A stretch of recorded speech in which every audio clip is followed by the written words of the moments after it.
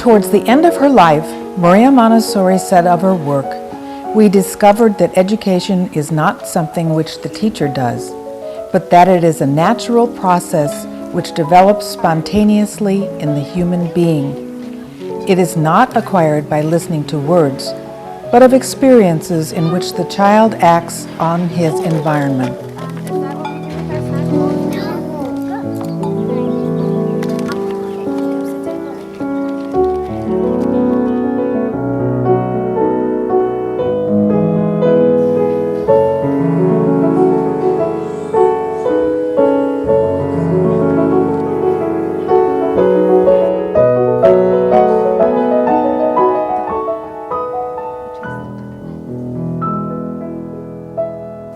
Hello, I'm Annette Haynes, and I've been involved in Montessori education for 32 years.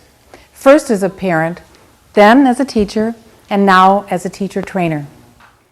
Montessori education has been my passion, and so I'm very happy to be able to share with you some of its basic principles.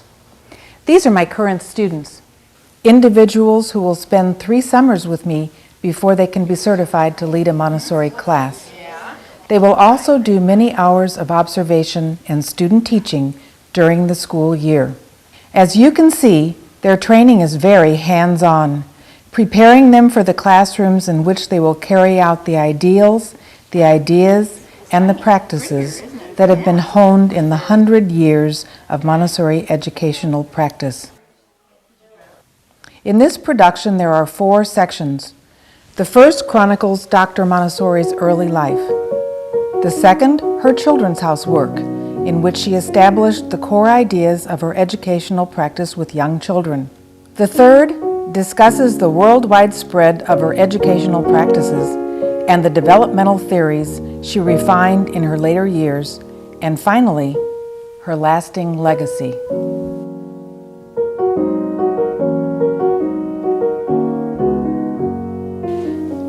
Maria Montessori was born in 1870 in Italy. She spent most of her early life in Rome. Her father, Alejandro, was an accountant in government service. He had a conservative and precise nature that led to success in his work. Her mother, Renilda, had had a good education for a woman of her time and was more open to the many transformations that affected daily life at the end of the 19th century. It was also a time when violent terrorists, who called themselves anarchists, stalked the continent using assassination as a political tool. After a long struggle, Italy had managed to free itself from the Austrian Empire and the political dominance of the papacy. The unification of Italy was completed just 3 months after Maria's birth. An only child, she was a vivacious, strong-willed girl. Her mother encouraged her curiosity, something the rigid schools of her time did not. Maria Montessori's insatiable thirst for knowledge lasted all of her life and influenced the approach she took towards education. As we will see, intrinsic motivation is basic to an understanding of her work. The young Maria insisted on attending a largely male technical secondary school instead of the traditional classical one. Her favorite subject there was mathematics, and she initially wanted to pursue an engineering degree. But instead she chose to study medicine, the first woman in all of Italy to do so. This was a very difficult decision for her traditional father to accept, and one that presented many pitfalls for a young woman of her time. During medical school, Maria Montessori exhibited the same kind of inner strength and willpower she would later want to foster in children. She was not welcome in the masculine world of the dissecting rooms and the laboratories of the university, and found much of the work there distasteful to her elegant sensibilities. Indeed, she had to do her dissections alone and after hours because it was not deemed proper for a woman to be in such intimate contact with the human body with men in the room. but she felt herself called to the work and persevered. Maria Montessori graduated at the top of her class in 1896 with a diploma that had to be hand-edited to reflect her gender. She obtained immediate celebrity. A month after graduation, she was chosen as part of a small Italian delegation to attend the Berlin Women's Congress that had delegates from all over the world. Extremely pretty and well-spoken, the young Dr. Montessori made a big splash with her speeches about women's education and work conditions in Italy. In her second speech, she advocated an issue that still has not entirely been resolved in our own times: equal pay for equal work. During the next few years, Dr. Montessori developed her medical career, and with the social conscience inherited from her mother, became involved with the most needy of patients. The neediest, she soon found, were what were then called idiot children. The mentally retarded who were housed in horrific conditions in asylums, along with adults suffering severe mental illnesses. With her usual energy, she researched methods of helping them, and soon gained fame for her remarkable successes. On her 30th birthday, her father presented her with a splendid album of newspaper clippings that he had meticulously gathered and annotated, and these, he wrote in his lovely script, demonstrated her genius. The man who had resisted her feminist breakthroughs could now take pride in her accomplishments. But her most lasting work was still in the future. What is not chronicled in this album is mention of her secret son Mario, who was then 2 years old and being raised by family friends. It would not be until after her mother's death that Montessori would bring the young teenager to live with her. He was to become her most important collaborator.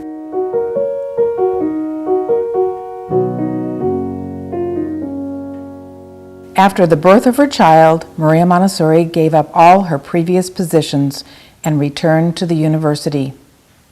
This time she studied philosophy and physical anthropology and became absorbed with a desire to reform educational practice.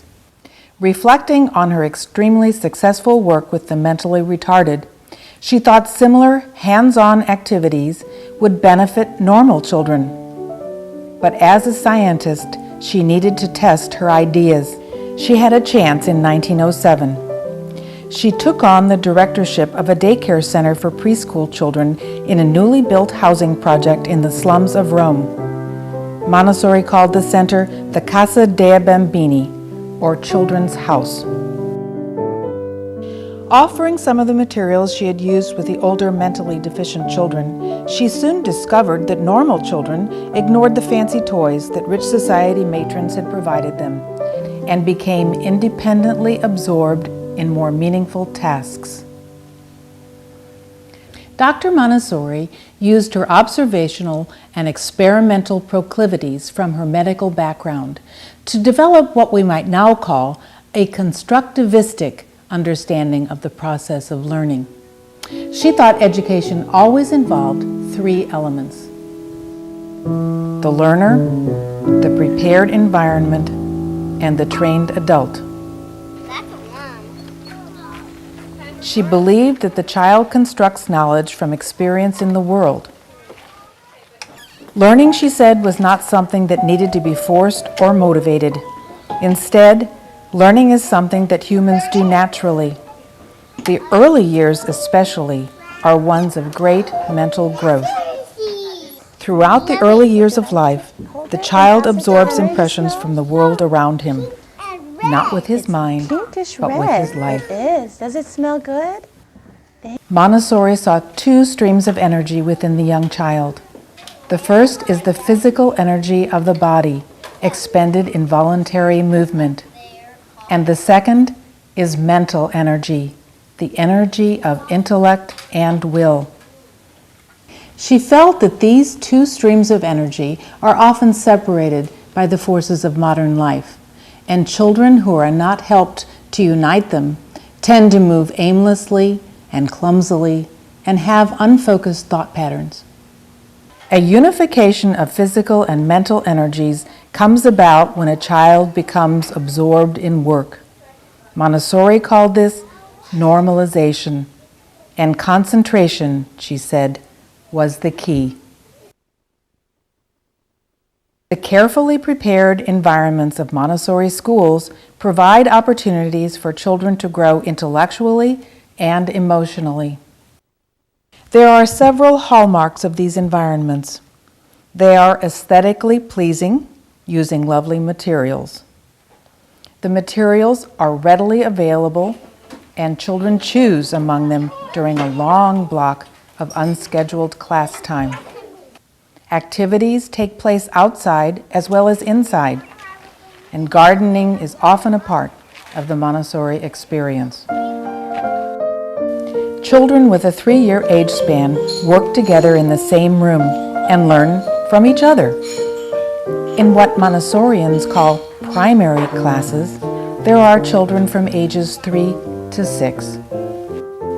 Dr. Montessori experimented with activities and materials throughout her lifetime in order to find which ones engaged children deeply and repeatedly, allowing them to integrate their physical and mental energies. Some of the experiences available are designed to help children organize and refine their sensorial impressions. Many of these materials are the same ones she had used with the mentally retarded. But she felt all children benefited from discovering abstractions, such as larger and smaller, or darker and lighter. Through work in the sensorial area, the child learns to choose and make judgments, to observe and compare. The practical life exercises first developed from Dr. Montessori's desire to improve the hygiene and nutrition of her slum children. They've proved their value over the years, helping children gain self-confidence as they learn to take care of themselves. The child develops logical thought patterns as she follows through an activity, in this case, washing, from the beginning to middle, rinsing and drying, to the end, cleaning up. A child becomes able to control his impulses and concentrate on the task at hand. Normalization often first takes place with practical life experiences. 5, 6, 7. In the math area, the child works with concrete representations of mathematical concepts and gradually moves towards an internalization of abstract math facts without confusion, fear, or boredom. In this case, these children are combining large numbers that are represented both by physical objects. The cubes represent 1,000, for instance, and number cards. Dr. Montessori came to realize that children can take on sophisticated mathematical challenges at a much earlier age when supported by her cleverly designed materials. So it is with language. Learning the sounds of letters and then constructing words from them. Children come to read in what Dr. Montessori called an explosion of learning. Blossom. Art and music are also activities that are available in Montessori classrooms. The ducks would make their wings flap, yes, that is what they do. Underlying all these activities is the emphasis on self-discipline, what Montessorians call grace and courtesy. The Montessori approach is based on a delicate balance of freedom and discipline. Children are free to move about within their classroom, and yet their movements are limited by the confines of the room. By the structure of the exercises and the scientifically designed materials, and by the requirements of the social group of which they are a part. The children work at their own pace. They can choose their own activities, but they cannot work with a material they do not know how to use. They are not free to disrupt others or misuse materials. They learn to return the material to its correct place and in its original condition, so that it will be there, ready for the next child.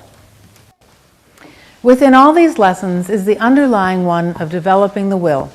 A Montessori program for 3 to 6-year-olds runs for a good 3 hours of uninterrupted time, without a time schedule for snack time, cleanup time, or outside time for either children or adults. Rather, individuals and groups come and go, work and rest, following self-directed time frames. Children during this time are making judgments as to what activities to participate in, for how long, and with whom. As the child increases her ability to make decisions, she increases her level of independence. Willpower, according to Montessori, is built up by the routines of life itself, by the little decisions of daily living. Freedom and discipline go hand in hand. The freedom to choose and work undisturbed results in a kind of discipline that could never be brought about by threats or rewards. Which brings us to the role of the trained adult in Montessori classrooms. The adult in a Montessori classroom has a task much different from that of a conventional teacher. While the teacher in the traditional classroom is active and the child passive, in the Montessori approach, the child assumes the active role and the adult often appears passive. This is because Montessori saw the aim of education to free the child from adult domination and allow him to develop along more natural pathways. It is the child who teaches himself when he works with the materials in the prepared environment. First off, the trained adult is the custodian of the environment, making sure that it is beautiful, orderly, and complete. Then, she is a dynamic link, introducing each object or activity and demonstrating its proper use and care. And then she retreats to allow the child to work independently. Lessons are generally short and presented individually or in small groups. Some lessons are in 3 periods or parts. The first period is naming. The second period is recognition. Can you hand me the T? Can you hand me the J? The third is a kind of little test. Okay, what does this say? What does this say? What does This is called a 3-period lesson, and it is used at all levels of Montessori education. That a line can go forever in 2 directions.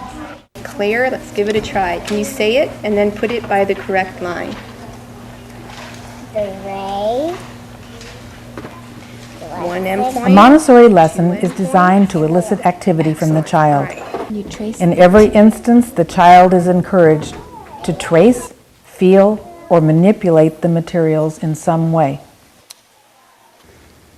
Montessori intuitively understood the need for involvement, mental, physical, and emotional, on the part of the child in order to construct knowledge. About 100 years later, the ideas she developed in Rome about the process of learning and how environments and adults, ideally supported, still remain at the core of Montessori educational practice.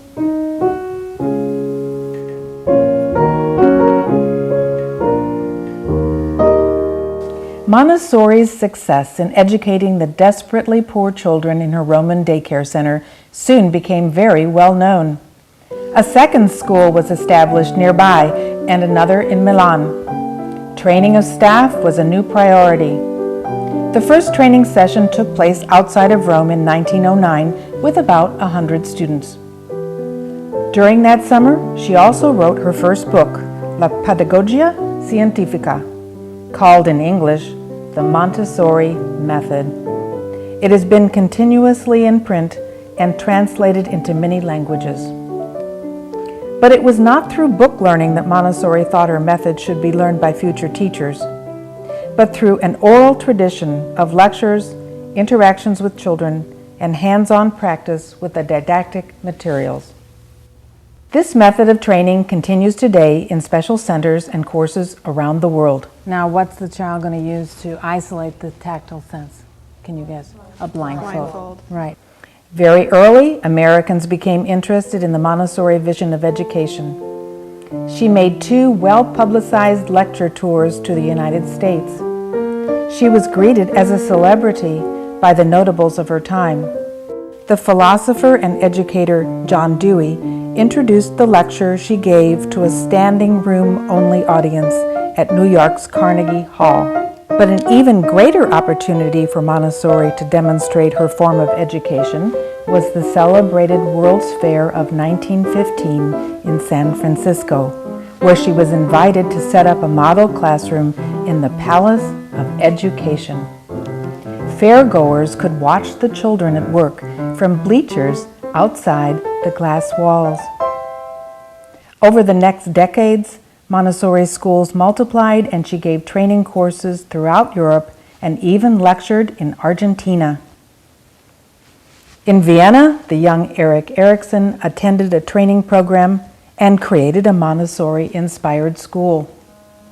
But as the Montessori movement grew, with its emphasis on individual freedom, a counter-movement was occurring in the politics of Europe. The fascist movement was born in Italy, and in 1931, Montessori, no longer able to tolerate the distasteful government, cut her ties with Italy. Now 61, she was a woman without a country, or perhaps, better stated, a woman with many. For instance, that same year, as a celebrated figure in education, she was presented to the King and Queen of England. During the same visit, she met Gandhi, who was in England to negotiate for the liberation of India. He chided her for the fact that although her schools were started for the very poor, they were now largely serving the rich. She replied that if ever she was in India, she would start a school for the untouchables there. 10 years later, she would keep that pledge. But first, she would establish an international organization headquartered in Amsterdam, which continues today to support her work and spread her message. During the 1930s, Montessori sadly saw her schools shut down in Italy, Germany, Austria, and Spain as fascism spread across Europe. She and her son went to India in 1939, intending to have a brief visit for a training course. It ended up a 7-year stay as World War II prevented their return to Europe. This enforced break from her previously constant life of travel proved to be a real benefit to Montessori's work. For almost the first time since her youth, she was settled in a community, able to participate in the everyday life around her. She was able to use her sharp observational skills to focus on the commonalities in human experience. Not that she stopped her normal activities. With her son, she gave training sessions and supervised new schools, including one for Gandhi's beloved untouchables. But she had time to consolidate some of her ideas of development that have had strong impacts on the delivery of Montessori education. The child does not grow like a tree, merely increasing in size, but like the caterpillar, she begins life in a form very unlike what she is destined to become, and passes through distinct stages. The child behaves differently at each stage, because at each stage her developmental needs are different. Montessori saw that the developmental years divided themselves into 6-year periods. The first period, Montessori labeled that of the absorbent mind. It features an amazing mode of effortless learning, not available to people over about 6 years of age. She observed that the mind of the newborn baby is without reason, memory, or will, but has a powerful potential to create those faculties. Through her senses, during the first 3 years of life, the baby absorbs billions of impressions of her world that will be indelible.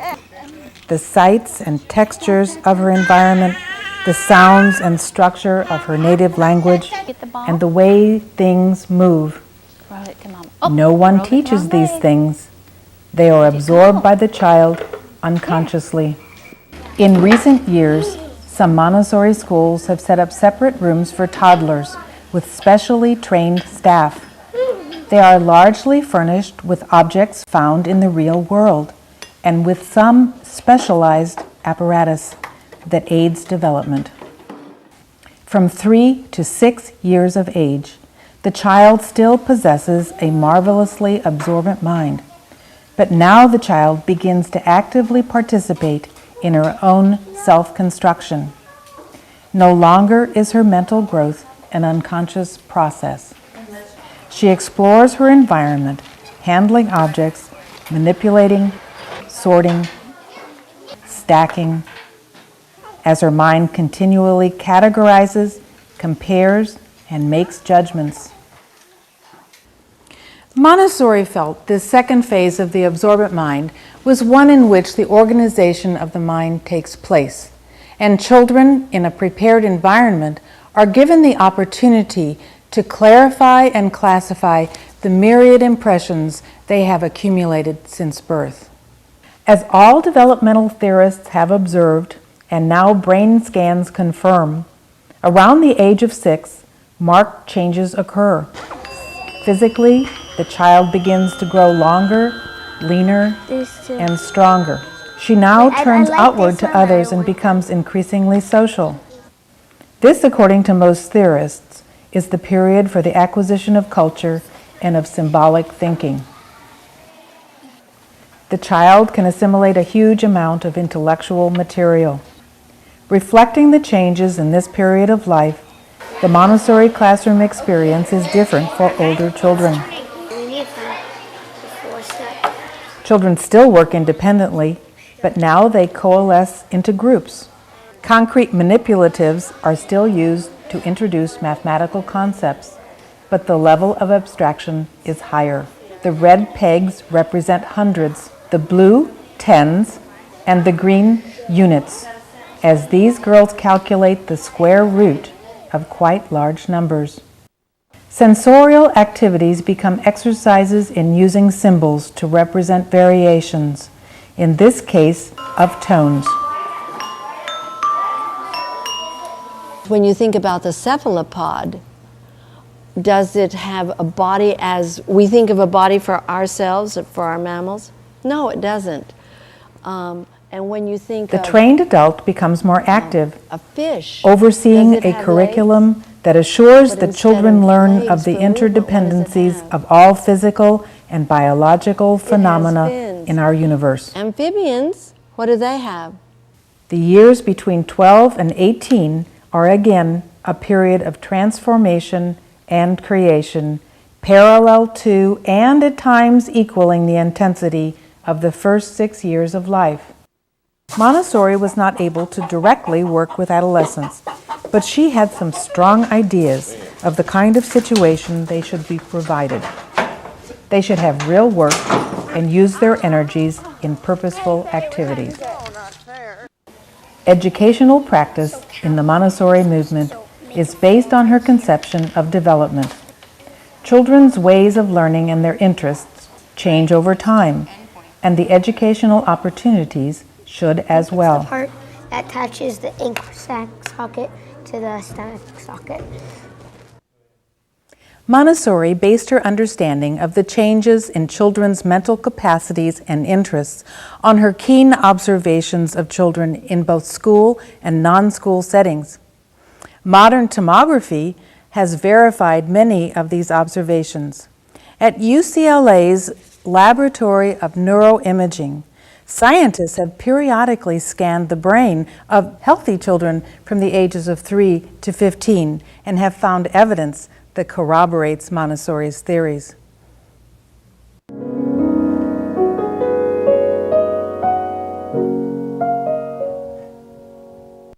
With the war finally over, Montessori, now 76, returned to Europe to find major devastation there, but order in her study.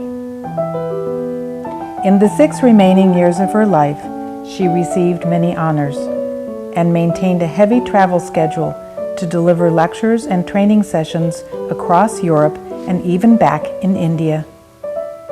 Maria Montessori died at age 81, just an hour after actively discussing a trip to Africa to train teachers there. Her schools are her greatest legacy. All over the world, her ideas shape schools whose teachers have been trained in her philosophy. Her work has also greatly influenced educational practice outside the Montessori world.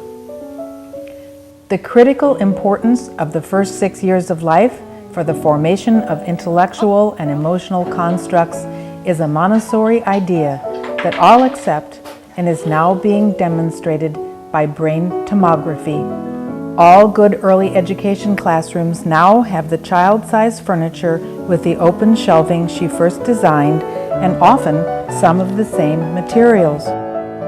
Multi-age grouping and the provision of non-scheduled blocks of time for independent work are legacies of Montessori's contributions to educational practice, seldom credited to her.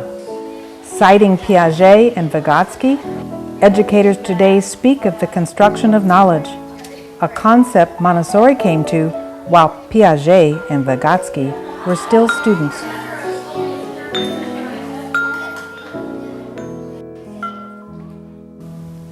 But what to me is her greatest legacy, only now being recognized, is the notion that learning is a basic human trait. Intrinsic motivation is the natural mode. When properly provided for, humans don't need external motivators such as grades, prizes, or stars to pursue knowledge. When children are given a supportive environment, they naturally express the finest of their innate human tendencies. Maria Montessori felt her pedagogy had the potential to enable humans to become new men and women, people able to fulfill their destinies, free of the selfish and mean aggression that had so afflicted her generation. Establishing lasting peace is the work of education, she said. All politics can do is keep us out of war.